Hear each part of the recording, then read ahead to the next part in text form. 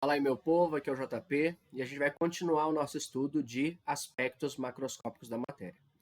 Já falamos um pouquinho sobre o que é matéria, características dessa matéria, também os estados físicos com suas características e também os nomes das mudanças de um estado físico para outro. Agora a gente vai falar nesse vídeo como que eu consigo determinar em qual estado físico uma substância vai estar numa certa temperatura. Então, vamos lá, seguindo aí a partir desse ponto. Bom, dois termos muito importantes para a gente saber. O primeiro deles é chamado de temperatura de fusão ou ponto de fusão, tá? Representado aí por TF ou PF. E também o segundo, que é temperatura de ebulição ou ponto de ebulição, TE, PE, ok? Como a gente viu no último vídeo, fusão é a passagem do estado sólido para o estado líquido de uma certa substância. E ebulição é a passagem do estado líquido para o estado gasoso. Lembrando que, como eu expliquei para vocês, ebulição sempre vai ocorrer numa certa temperatura, tá?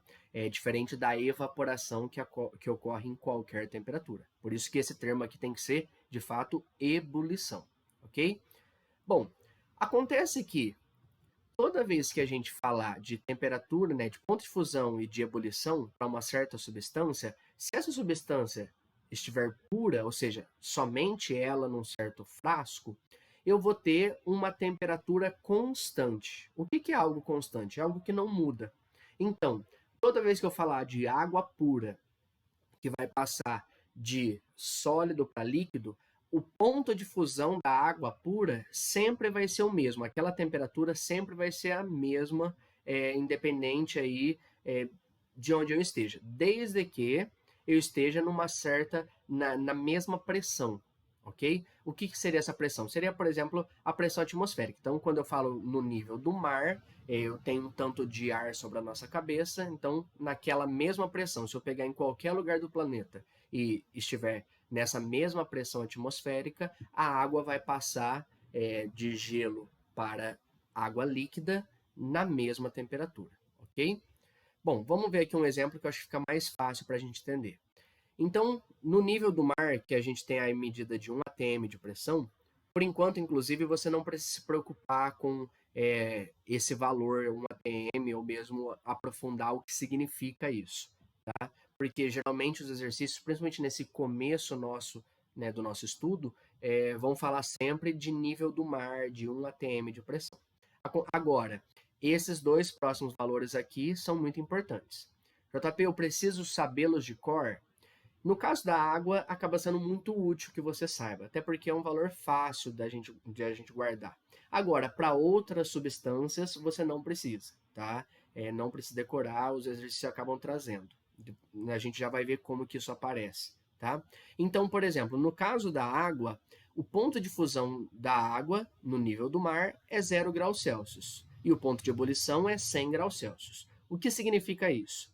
Que toda vez que pegar água pura no nível do mar, tô lá na praia, e tiver a temperatura, né, eu consigo fazer o gelo derreter quando eu passo na temperatura de 0 graus Celsius. Então, abaixo de zero, eu vou ter gelo sólido, né, água sólida. Acima de 0 graus Celsius, eu vou ter água líquida. Por isso que quando a gente pega, por exemplo, uma pedra de gelo na praia, essa pedra vai derreter, porque eu estou numa temperatura mais alta do que o ponto de fusão, então ela vai esquentando, esquentando, esquentando, então vai derretendo essa pedra de gelo. JP, e exatamente a zero? Exatamente a zero a gente consegue ter tanto gelo quanto água, tá? Eu consigo ter um equilíbrio. O que vai determinar se o gelo vai virar água ou a água vai virar gelo é se eu estou dando energia, ou seja, se eu estou esquentando ou esfriando.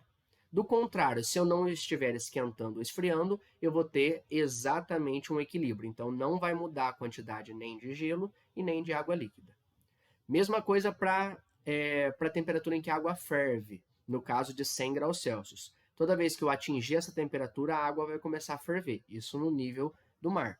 Abaixo disso eu tenho água líquida, acima eu vou ter apenas vapor de água, ok? Bom, como que o exercício faz? Ele pode pegar qualquer substância, água ou qualquer outra, te dar os pontos de fusão e ebulição e perguntar qual o estado físico que eu vou ter dessa substância nessa temperatura. O que você vai fazer?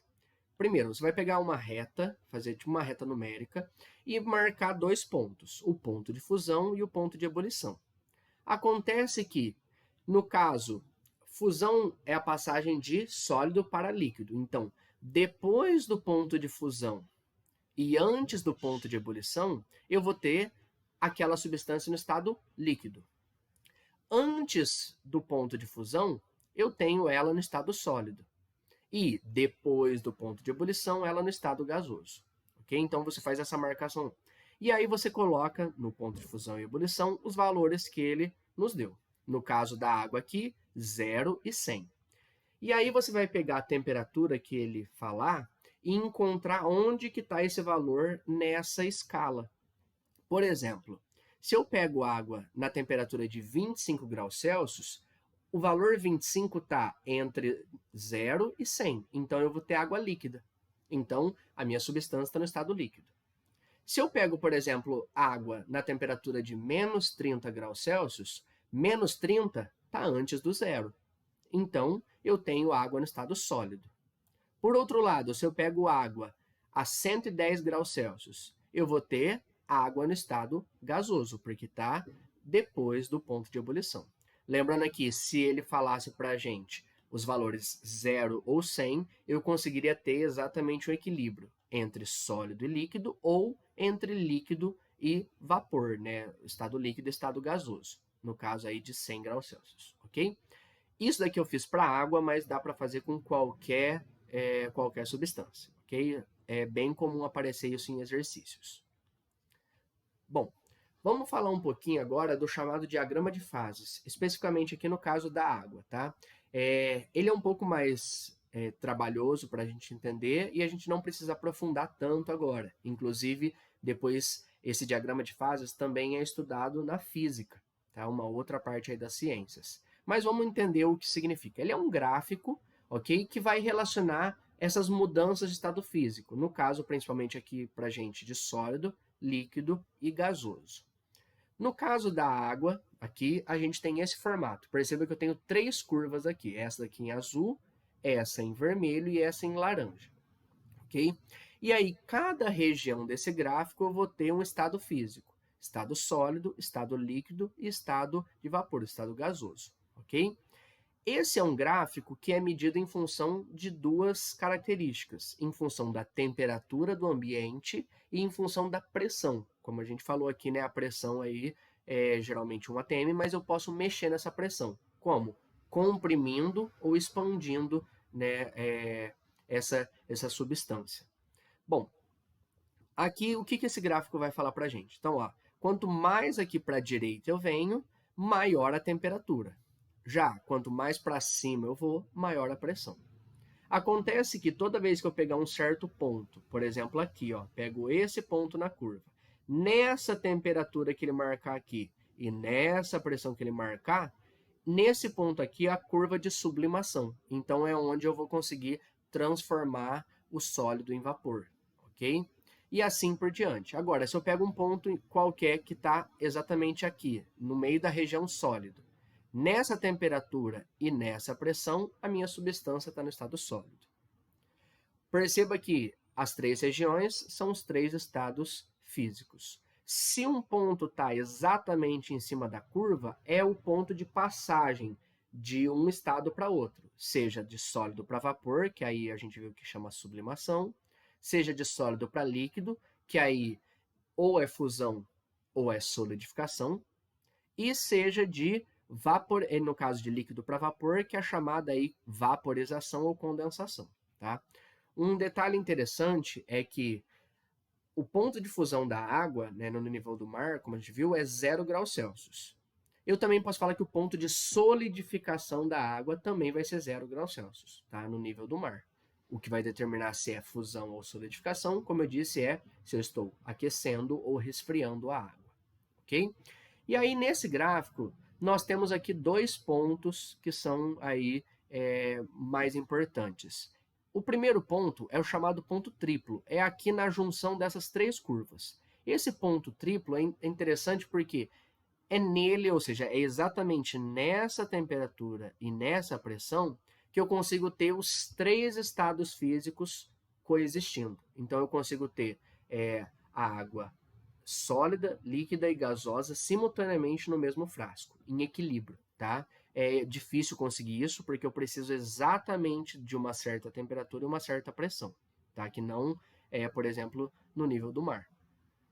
E eu tenho um ponto crítico, que é esse aqui em cima, que a partir daqui eu já não tenho mais distinção. Perceba que a curva não continua aqui, então eu não consigo distinguir mais o que é fase líquida do que é fase vapor. Tá? Então, o chamado ponto crítico para uma certa substância, também numa certa temperatura e numa certa pressão. Ok? Bom, isso aqui é só para a gente conhecer basicamente esse diagrama, tá certo? Uma dica para você lembrar, que você pode usar, é lembrar que essa curva, no caso da água, lembra uma taça. E aí você coloca o líquido dentro da taça. Então, o estado líquido vai estar aqui, né, nessa região, ok? Entre essas duas curvas aqui. Beleza? Bom, a gente fecha aqui essa nossa outra parte dentro dos aspectos macroscópicos da matéria. Continuamos daqui a pouco com outros conceitos ainda dentro desse grande assunto. Até mais!